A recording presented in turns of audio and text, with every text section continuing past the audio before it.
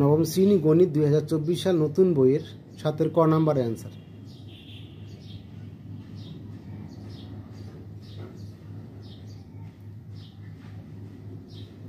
এখানে কিন্তু এ union B মানে পুরাটা, আর ইউ থেকে বাদ দিলে হলো এই এ বিটা বাদ, আর এ পূরক মানে ইউ থেকে বাদ, বি পূরক মানে ইউ থেকে বি বাদ। তাহলে এখানে এ পূরক ইউনিয়ন বি পূরক মানে এর মধ্যে কমন আছে কোনটা? দেখেন এখানে এই বাইরে ফাঁকা আছে, বাইরে জায়গাটা, এখানে বাইরের জায়গাটা, তো দুজনে কমন জায়গা হলো বাইরের জায়গাটা। খ নাম্বার কোশ্চেন দেখেন বি ইউনিয়ন সি মানে বি আর সির মধ্যে কমন জায়গাটা, তাহলে বি ইউনিয়ন সি পূরক মানে কি পুরা মান থেকে কমন জায়গাটা বাদ, তাহলে থাকে কি পুরাটা। বি পূরক মানে ইউ থেকে বি বাদ, আর সি পূরক মানে ইউ থেকে সি বাদ, তাহলে বি পূরক ইউনিয়ন সি পূরক।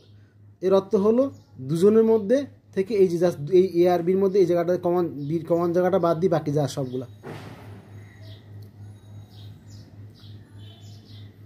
পুরা জায়গাটা বাদ যাবে শুধুমাত্র কমন জায়গা ছাড়া।